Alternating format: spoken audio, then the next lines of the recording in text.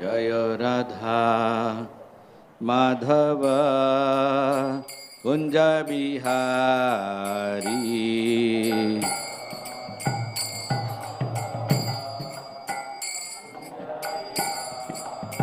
जय राधा माधव कुंज बिहारी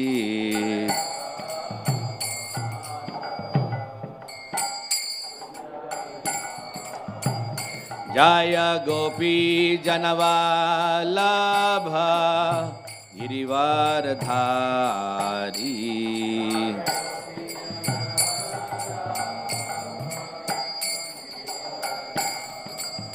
जय गोपी जनवल्लभ गिरिवरधारी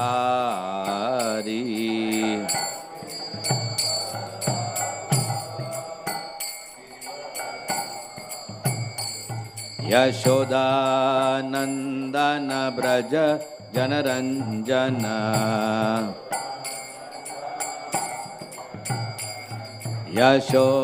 यशोदानंदन ब्रज जनरंजन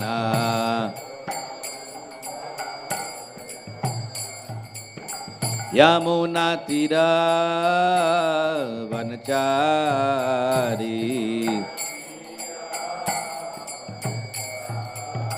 यमुना तीरा वनचारी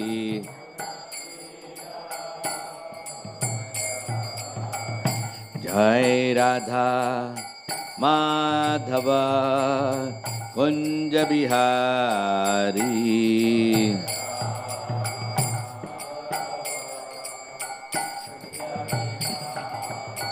जय राधा माधव कुंज बिहारी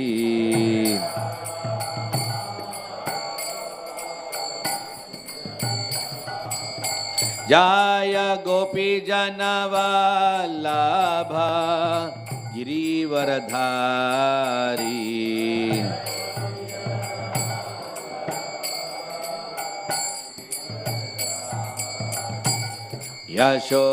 यशोदानंदन ब्रज जनरंजन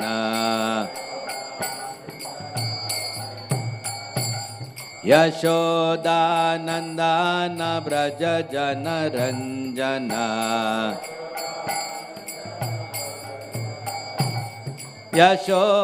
यशोदानंदन ब्रज जनरंजन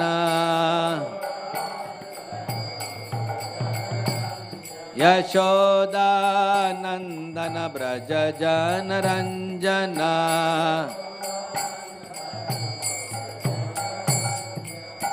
यमुना तीर वनचारी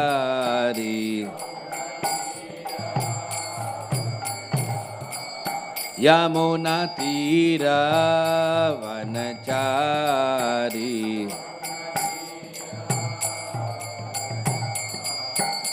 जय राधा माधव कुंज बिहारी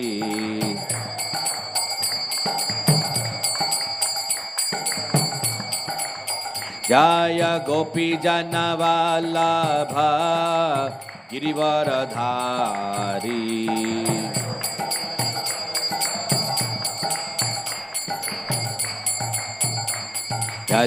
यशोदानंदन ब्रज जनरंजन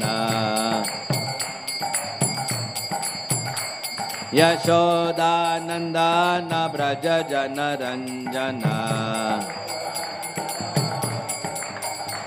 यशोदानन्दन व्रज जनरञ्जना यशोदानन्दन व्रज जनरञ्जना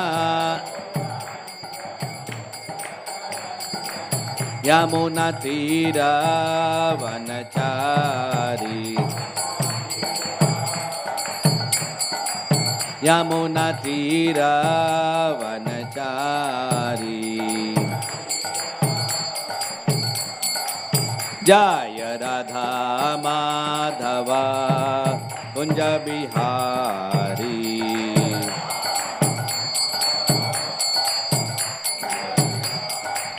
जय Radha Madhav Kunj Bihari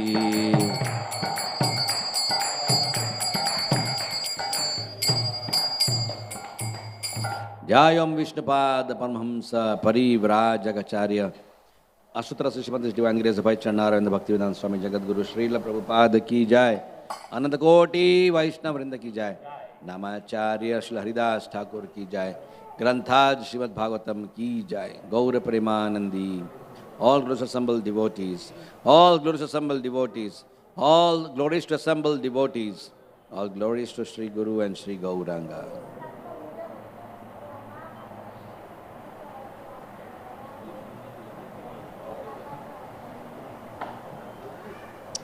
Om Namo Bhagavate Vasudevaya.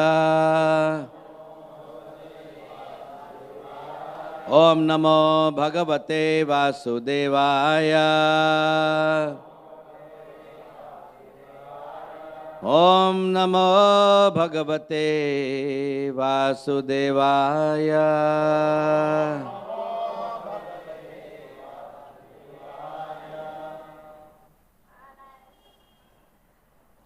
Ya Bhishma Karna Guru Shalya Chamushu Abhadra Rajanyavarya Rathamandala Manditashu Agrecharaha Mama Vibho Ratha Yutha Panam Ayuhu Mamamsi Cha Drisha Saha Ojaha Archat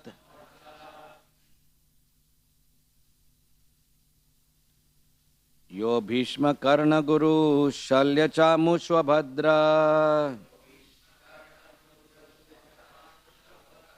Yo Bhishma Karna Guru Shalya Chamushvabhadra Rajanya Varyaratha Mandala Manditashu Agrecharo Mama Vibho Ratha Yutha Panam Ayur Namamsi Chadrisha Saha Oja Archat Yo Bhishma Karna Guru Shalya Chamushvabhadra Rajanya Varyaratha Mandala Manditashu Agrecharo Mama Vibho Ratha Yuthapanam Ayur Namamsi Chadrisha Saha Oja Archat Yo Bhishma Karna Guru Shalya Chamushvabhadra Rajanya Varyaratha Mandala Manditashu Agrecharo Mama Vibho Ratha Yuthapanam Ayur Namamsi Chadrisha Saha Oja Archat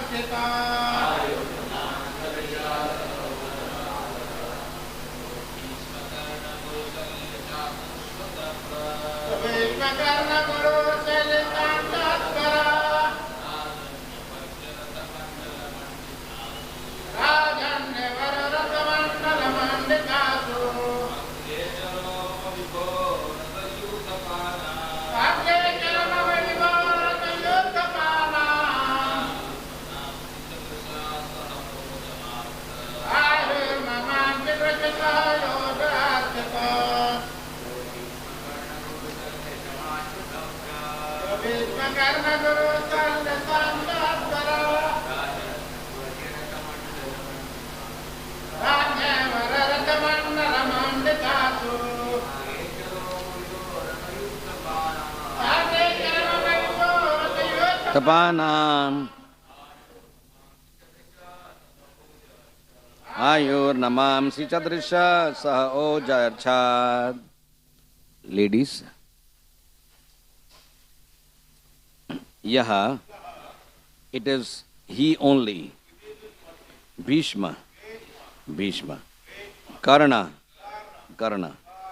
Guru, Dronacharya. Shalya, Shalya. Chamushu, in the midst of the military phalanx. Abhadra, immense. Rajanya Varya, great royal princess. Rathamandala, chain of chariots. Manditashu, being decorated with. Agrecharaha, going forward. Mama, of mine. Vibho, O great king. Ratha Yuthapanam, all the charioteers. Ayu, duration of life or fruitive activities. Namamsi, mental upsurges. Cha, also. Drisha, by glance. Saha, power. Ojaha, strength. Archat, withdrew. Translation purport by His Divine Grace Srila Prabhupada. It is he only who withdrew the duration of life from everyone and who in the battlefield withdrew the speculative power and strength of enthusiasm from the great military phalanx made by the Kauravas headed by Bhishma, Karna, Drona, Shalya, etc. Their arrangements was expert and more than adequate. But he, Lord Sri Krishna, going forward, did all this. Purport. The absolute personality of Godhead Sri Krishna, Lord Sri Krishna, expands himself by his plenary Paramatma portion in everyone's heart. And thus he directs everyone in the matter of recollection, forgetfulness, knowledge, the absence of intelligence, and all psychological activities. Bhagavad Gita 15.15. As the Supreme Lord, he can increase or decrease the duration of life of a living being. Thus the Lord conducted the battle of Kurukshetra according to his own plan. He wanted that battle to establish Yudhishthir as the emperor of this planet. And to facilitate this transcendental business, he killed all who were on the opposite party by his omnipotent will. The other party was equipped with all military strength, supported by big generals like Bhishma, Drona, Shalya, and it would have been physically impossible to win the battle had the Lord not helped him by every kind of tactic. Such tactics are generally followed by every statesman, even in modern warfare. But they are all done materially by the powerful espionages, military tactics, and diplomatic maneuvers. But because Arjun was the Lord's affectionate devotee, the Lord did all this himself without personal anxiety by Arjun. That is the way of the devotional service of the Lord.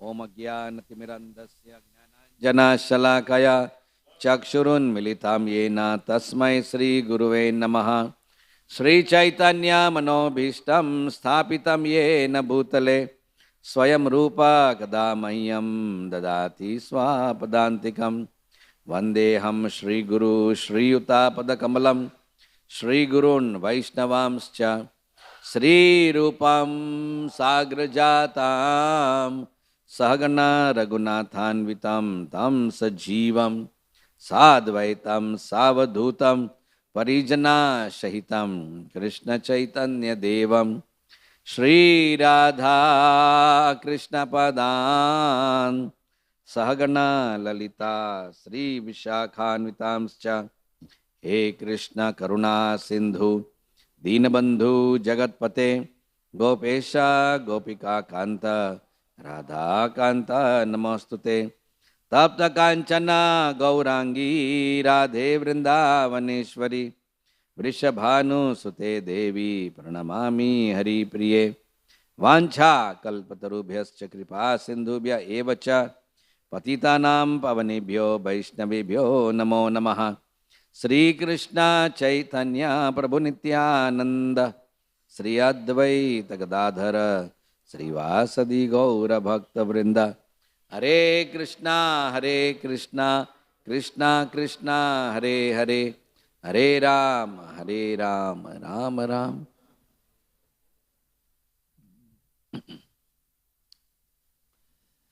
This is a very beautiful section of the Bhagavatam where Partha Sakha, Krishna's dearest friend in Dwarkapuri, Sri Uddhavji, and the dearest friend in Hastinapur, Arjun. These are the two dearmost friends of Sri Krishna while he was in this world. And here, a very intimate devotee and friend of Krishna is opening his heart.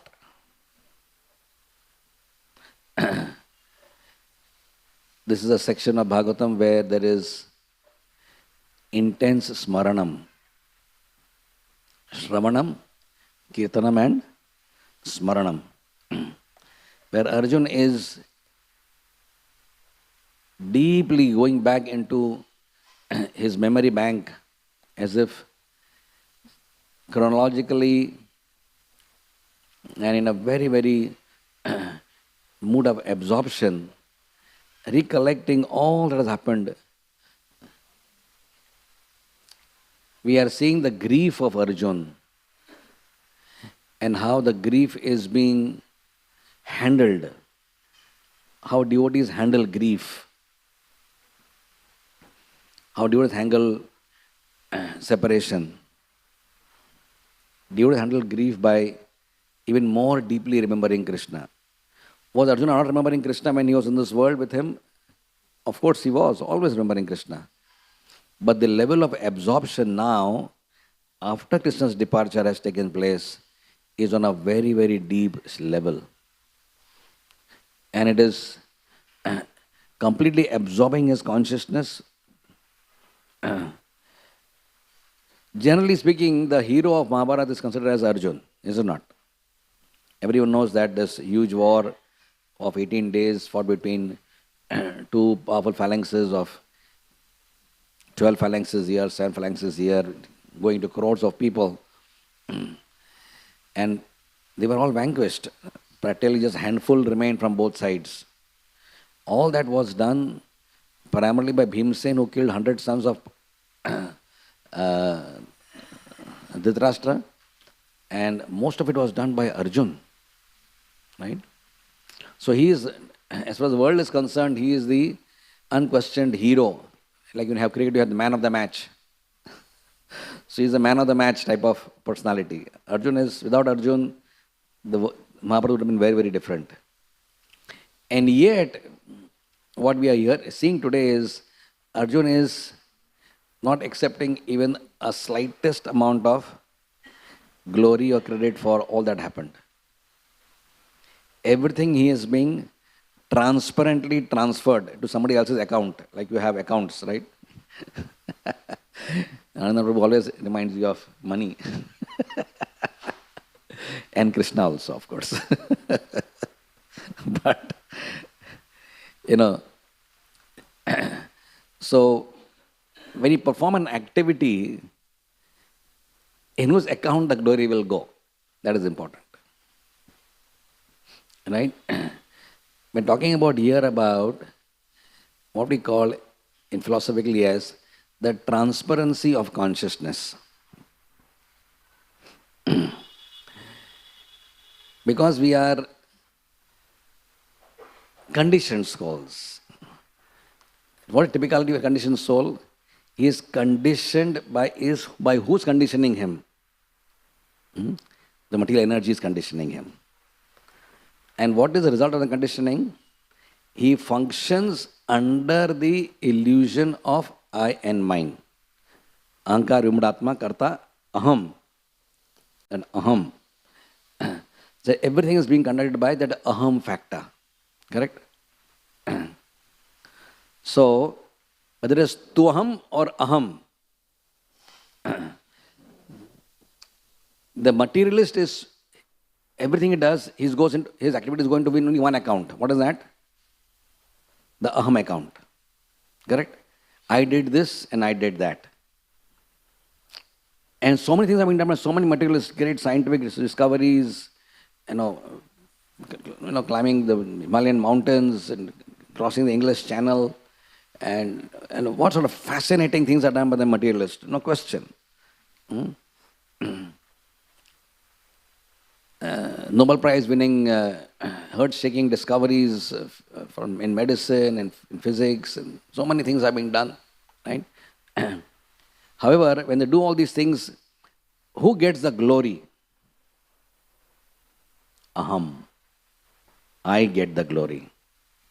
Right? And here, even far more impossible things have been done by Arjun here. Right? How is it possible for Arjun to face even one of them?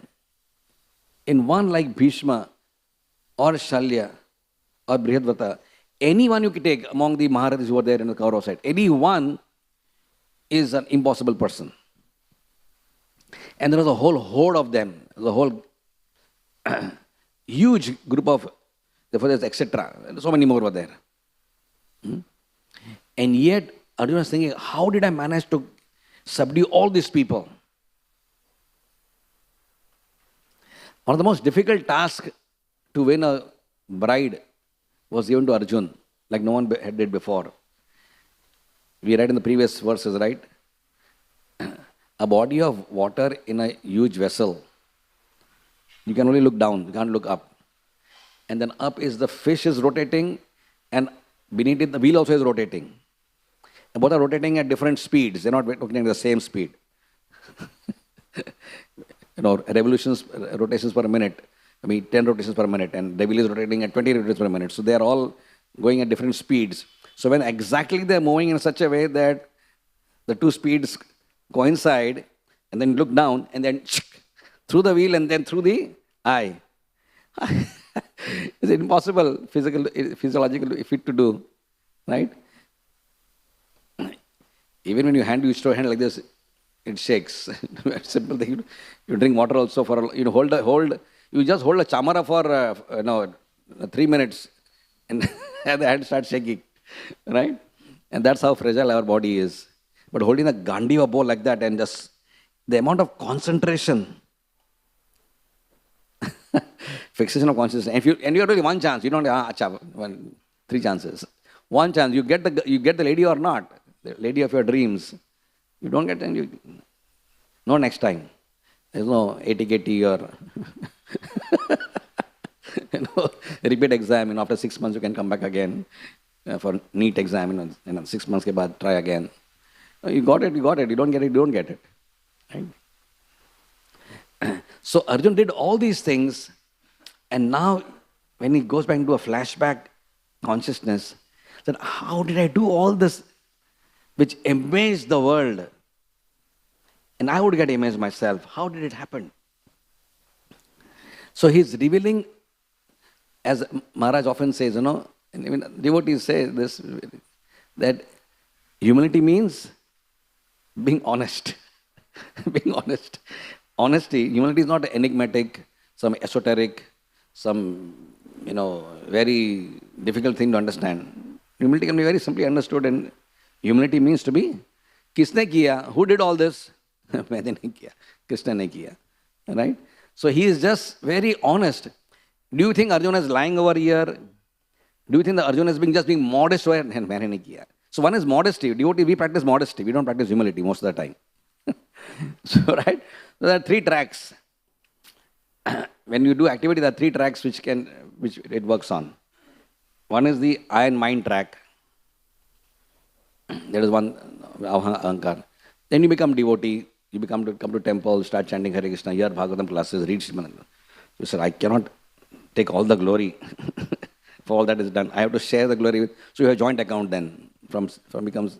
So you have 2 signatories, I and Krishna. So then from I becomes our account. So 2 signatories. So you keep saying, nahi, Prabhuji, without Krishna's mercy, without Guru's mercy, aisa thodi ho sakta hai. Without Guru's, devotee's mercy. So you keep a joint account so that it appears nice. So no. He's very modest about it. He's not taking all the credit. He's giving some of the credit to. Percentage may of course vary. Are you giving 2% or 5% to Krishna? That depends on the level of purification. Because ahankar-ridden consciousness is like a totally muddy pond. Total mud, thick mud, and it is shaken up, agitated mind. But can you see? You can't see 1 centimeter below the water surface. What is the bottom of the pond you cannot see. So, muddled, contaminated, agitated, mud-filled pond is what is the ahankar consciousness of level 1, but it is 1 track. And when the mud starts settling down, right? You leave it, you get. So when you practice Krishna, what happens when you practice Krishna consciousness? Then the agitation part becomes less. You're not agitated by anything and everything. Others in material consciousness, you get agitated all the time. Some nice thing you see in the shop agitates you. A beautiful boy or beautiful girl agitates you. Some nice mobile in somebody's hand agitates you. Somebody's nice watch agitates you. Everything keeps agitating you. Everything is just disturbing. You see the nice ad while driving the car, that ad agitates you. Right? You see an ad you see a TV program, agitates you. Everything gets constantly is agitating the consciousness. Is it not? Because we have been constantly, sensual bombardment is the hallmark of Kali Yuga. Sensual, one is bombardment by missiles and ICBMs and all these things. But more powerful is the bombardment of consciousness through these various things which affect the consciousness. So sensory bombardment is the rule in a modern era. So how can you escape? Right? So we have been constantly bombarded, and then as you become devotees, you start restraining your consciousness. Is it not? Step number 1 is we restrain. We don't allow ourselves to just feel like agitated by anything and everything. We say, no, this I should. You don't start, you stop television, or maybe better side, at least reduce television. In the 80s, it was stop television. Now in 2000, they said, kuch de sakta hai. I don't know. Again, it is very variable. It's a controversial topic.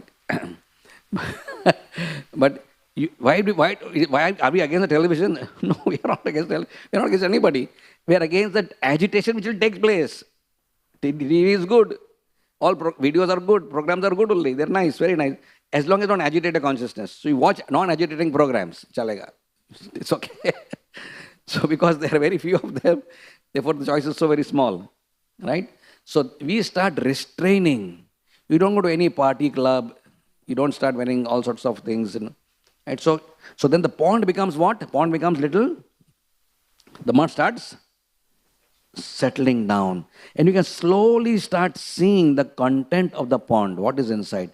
Some plants, some shrubs, some small fishes maybe there, some tadpoles, in the monsoon. Some frogs are jumping here and there. You can see some activity there. Right? If you leave the pond in a completely peaceful state, by focusing more and more on Krishna, all the mud, what happens to the mud? It settles down completely. In our own home, where I live, we were figuring out what type of water to drink. So there is, Bisleri water. Some people buy Bisleri all the time.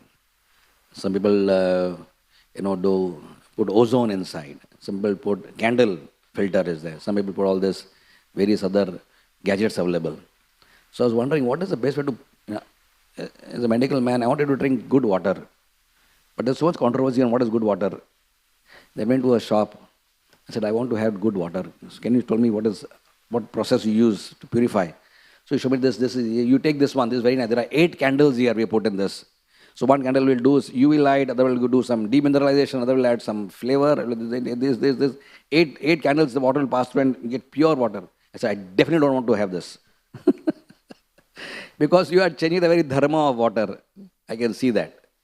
So I know the dharma water is not going to be same when it passes through 8 chambers. I said, I will go home. I'll tell my wife, you take water from the tap, boil it, and use the age-old tradition of using fitkari or alum. Right? So you put alum after boiled water, and every day you find 3 centimeter thick layer of mud on the bottom. The supernatant water is used for drinking, and it's the best water you can drink scientifically also. Right? So ordinary water appears like there's no mud there inside, but when you put an element of fitkari there, there is so much mud is there.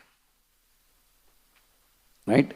So we may think I'm not agitated, I'm whatever. But you will see there's a lot of stuff is there. When all settles down, then you get crystal clear water. There's a place in Bangladesh, if you stand at Cherrapunji, recently I had a chance to go to Cherrapunji. Cherrapunji is totally in the eastern border of India, where it used to be the place where the largest amount of rainfall in the world, till recently, Cherrapunji. And there, my friend showed me, just across Cherrapunji I could see Bangladesh, the land of the Gaudiya Vaishnavas. And Bangladesh is such a special place, and like a dream world where Mahaprabhu Chaitanya and all his associates were born. Pundrik Vidyanidhi, Thakur Haridas, Ketori Gram, all these holy places are there. I just think, all these places are just Jessore, everything is just there. And the border of these two is a lake called Daki. Now the water is so transparent that if a boat is sitting on in the lake, you will think it is floating. But actually there is a whole layer of water down below. But because it's so transparent, you think it is actually floating. Right? Totally 100% crystal clear water, the entire lake. People all over the world come to just see this. It's one of the cleanest lake in the world. That's what our consciousness is supposed to become like. And that is what is the consciousness of Arjun today, as we are reading. He is totally transparently revealing who did all that happened in Mahabharata war, Draupadi, all that he is talking about. Ye sab kisne kiya? Who did all that? Krishna. He is not being modest. He is not just being socially acceptable. He is not just saying something because it is pleasant to hear or speak about. He is actually saying things which he feels deeply convinced about. I did not do this, please believe me. And he's talking to his brother. He's not talking in a social program where he's giving like a nice talk and people are waiting to clap for him. He's talking to his dearmost brother, Yudhishthira Maharaj. So they're having a totally Goyam Akhyati Prichati conversation. He's talking from his heart to his dearmost brother and friend, Maharaj Yudhishthira. Right? So, I lost him. He did all this. And much more he will be there right now, which we will read even further. Right? Prabhupada says, this is such a beautiful state of consciousness to aspire for, where you rid yourself of all false claims that I am the doer. Ahankar Vimbadatma Karta Aham iti manyate. Right?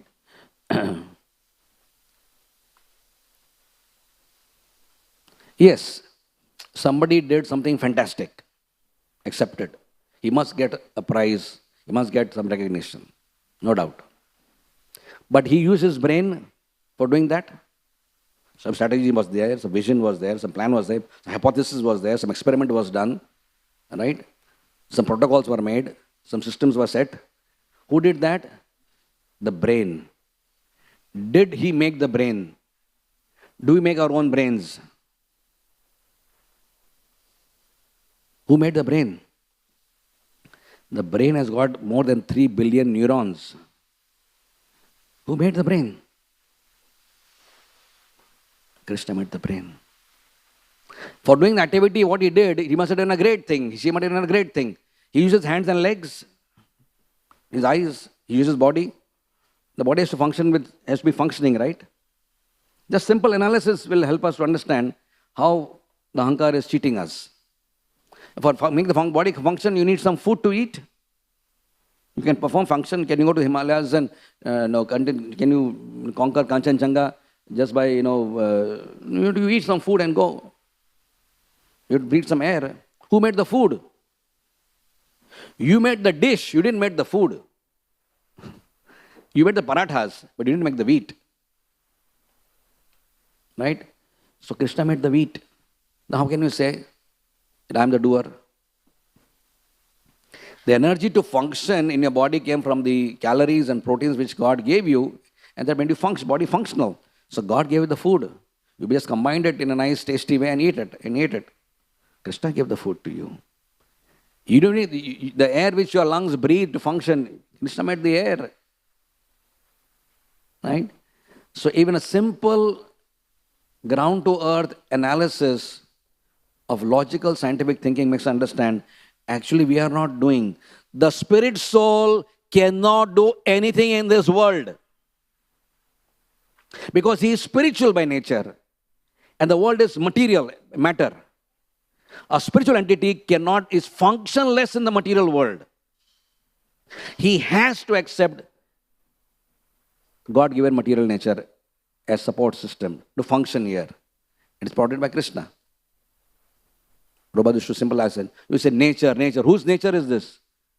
It's Mother Nature. Mother Nature is okay. Who's the father then? Simple. Father is Krishna. Aham bija pradapita.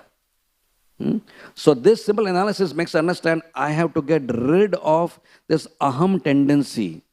Even as devotees, we may keep bragging and boasting. Very unpalatable for devotees to hear when devotees brag. Bragging is nature of a materialist. When a Vaishnava says something, I did this and I will do that, no, you don't find it very palatable. Why are you using the word I so much? Great souls like Prabhupada never use the word I. Have you noticed? So we started the movement in 1965, and then we came by Jaladuta, and then there was nobody to help here, and we got a small storefront in the 22nd. He uses always the word we. Is it a grammatical error? Why is he using plural instead of singular? He should be using plural. Maine kiya sab kuch. I came. He came. Nobody was there with him. He was all alone. Then why is he saying we came? Who came along with him? It is not a grammatical error. It is a word of deep realization. That I came along with my spiritual master. I came along with the Srimad Bhagavatam. Right? I came with the entire parampara on their behalf. We came. Right? How beautiful is that consciousness? And when that consciousness is the way we are talking about right now, it can empower a person to do the impossible. If someone wants to do the impossible things, it can only be done by this level of empowerment. There will not be any other example in the world of a man at 70 years with diabetes and heart attacks and a failing kidney and a stroke just in that age. With stroke, diabetes, heart disease and kidney damage, there is no person of 70 years who can start a movement all over the world. And with no money. It is not possible. It is a fairy tale. It is not possible. Krishna made it like that deliberately to show that actually I have empowered this person because he's so pure and because I love him so much, because he's so transparent in his consciousness. And that song, when he sings the Jaladuta, Nacha Nacha song, that is a time when we can accept that this, the way Arjuna is saying, is the same what Prabhupada is doing. And just like Krishna made Arjuna dance at his whims in the Mahabharata war, Krishna made Prabhupada dance all over the world and made his plan happen. A story comes to my mind about the impossible.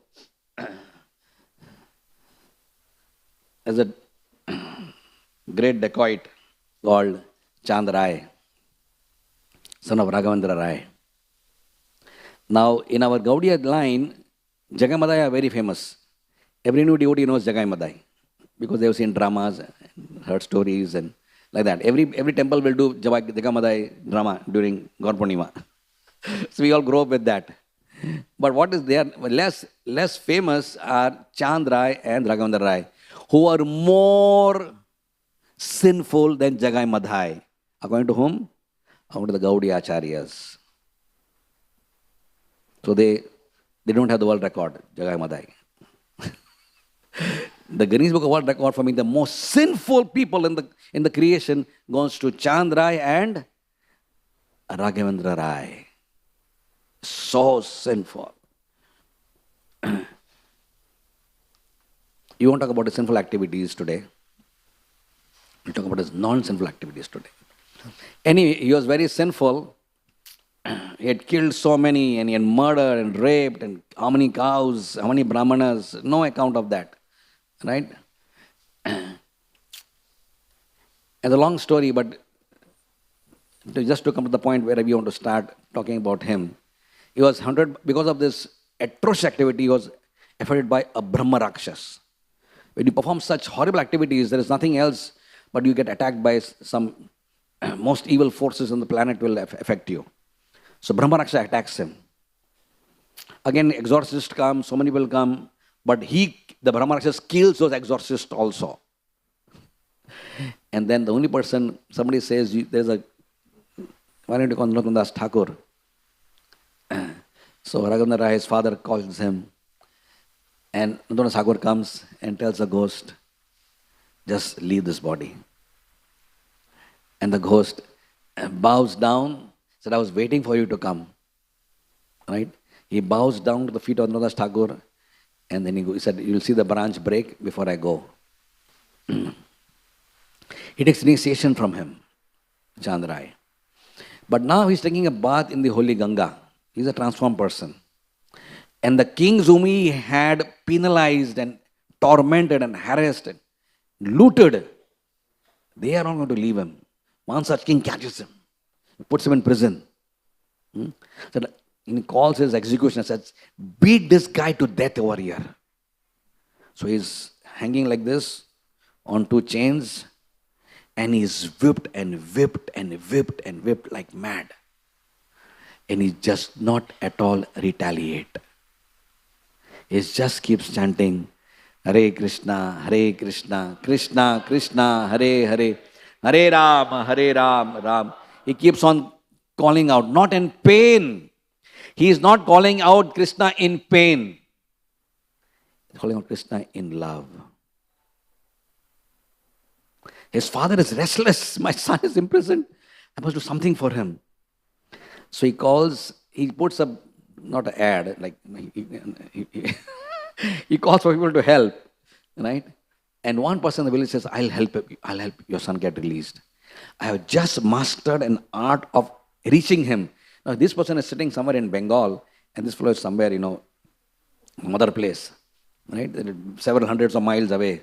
So I can reach him and get him out of that place. So please do this. So he digs a tantric tunnel. It's a tantric tunnel from his house to the prison. And emerges into the prison and said, hey, your father wants you to be released. Just do one thing. Listen to me. You just chant this Kali mantra in your ears. And the moment you chant this mantra, it is a perfectional mantra. It will take you out from this prison and take you to your house. Said, get out from here. You nonsense. My life is surrendered to my beloved spiritual master. And he has already spoken the most powerful mantra in my right ear. Hare Krishna, Krishna Krishna, Hare Hare, Hare Ram, Ram Ram.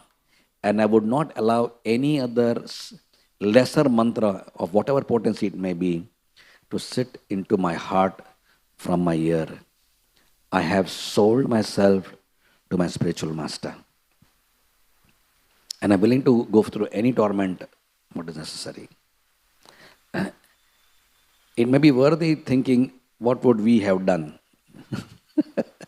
if you were in this situation? Just a thought. Of course, we would not be in this situation when we flogged to death, but just what would a regular person do, right?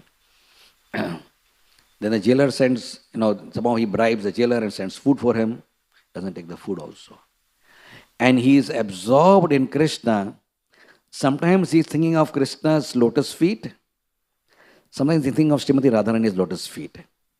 And then he absorbs himself looking at their Mukharvinda, their beautiful moon-like faces. And then he goes and prays to Rupa Manjari and Manjulali and Champaklata, requesting these great Nityasiddha devotees, please engage me in the service of the divine couple. And is fully absorbed in Manasa Seva to the Lord. After being flogged so crazily, the king understands this guy is not dying here. I must use some other method. Said, bring him out, put him on the roads in the open, and get a mad mammoth to crush him. So let him be publicly killed by everybody else. Let everybody enjoy the scene of being crushed by a mammoth. So Mahut is sitting, Mahut is ready. This man is in middle of the roads. His both legs are tied, Chandrai, so he cannot run away. And the elephant is let loose. Is let loose and he starts running towards him and knocks him off in just one whip. Just falls to the ground. But he's not dead still. Again, it's like you're bowling, you go back again, the second ball. Again, the elephant is ready and charges. And when he charges to Chandrai, talking about empowerment now, but what Krishna can make things happen, impossible happens. He holds the trunk of the elephant and pulls it out. Huge elephant, he just pulls out the trunk and the elephant is in a bloody mess and he dies on the spot. And he doesn't understand what happened. And the king is, obviously his jaw dropped. What? Who can pull out the trunk of an elephant? What kind of a Shakti? Where is the Shakti coming from? He became very sober. I thought, you are a dacoit. You are a big rascal. But some Shakti is there in you. And he starts confessing like Arjun. He said, I don't know what happened. All I've been doing is only one thing. While you put me in jail, I was remembering with love my Gurudev. When you were flogging me, I was remembering the mantra he gave me. And when I got knocked up for the first time, I was shaken up. When I again rose up, I remembered my Gurudev. Imagine the power of remembering a pure devotee.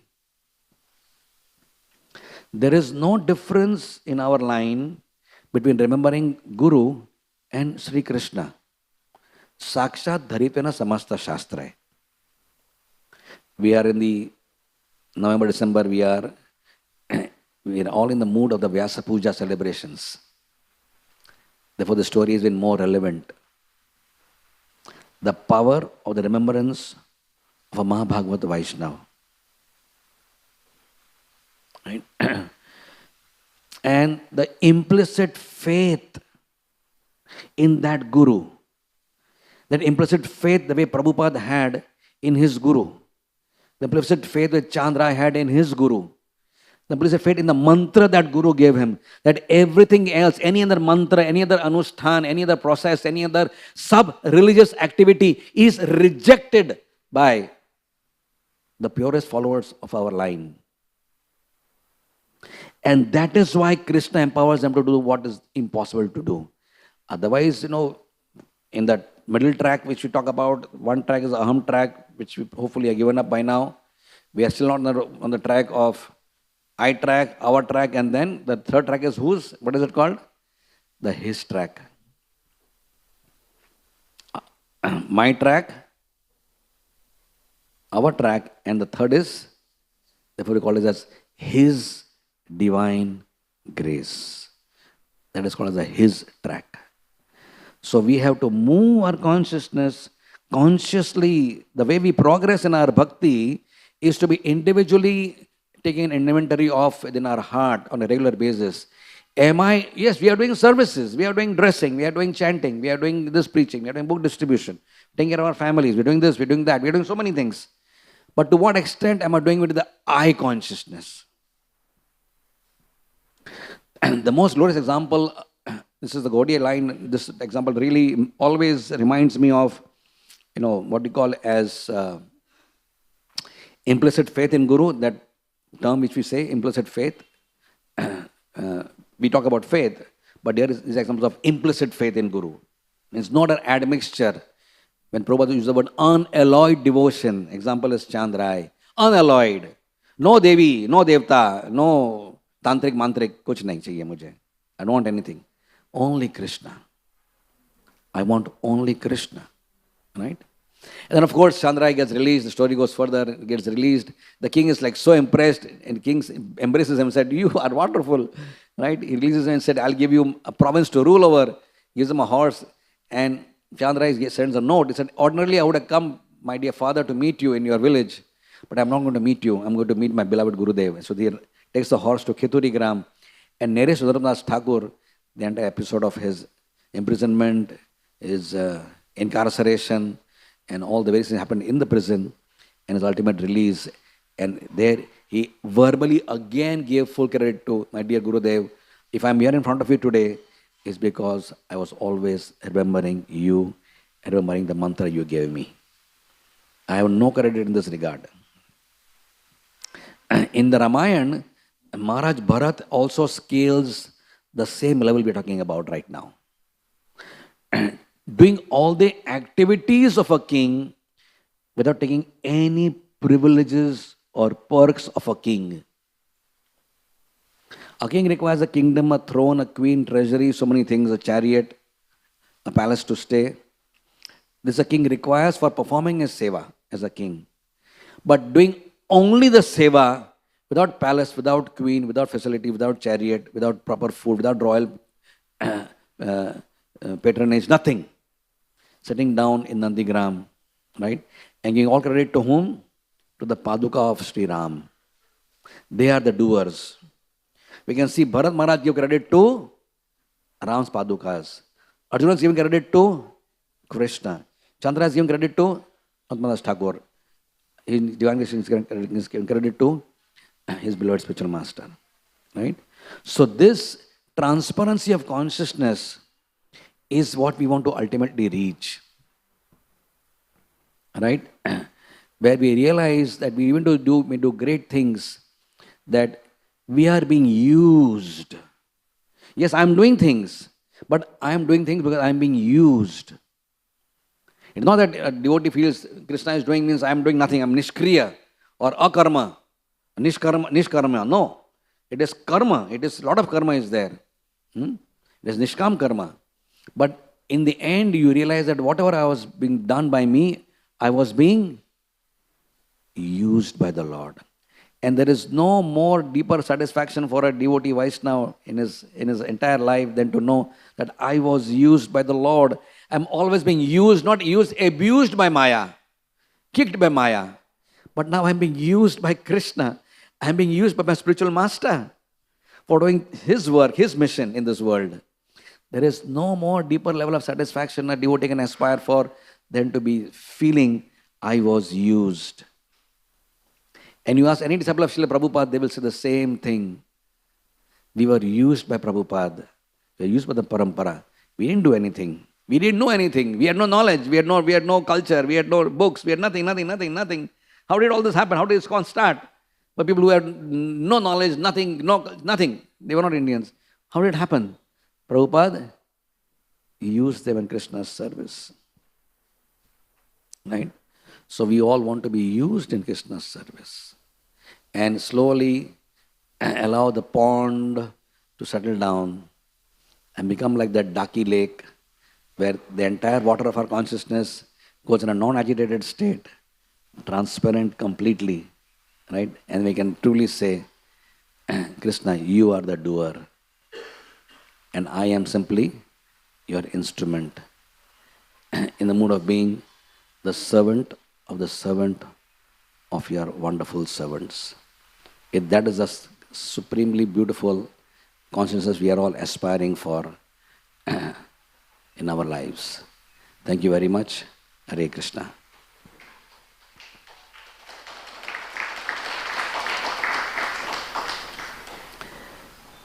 Any questions or comments? Thank you. Srila Prabhupada ki jai.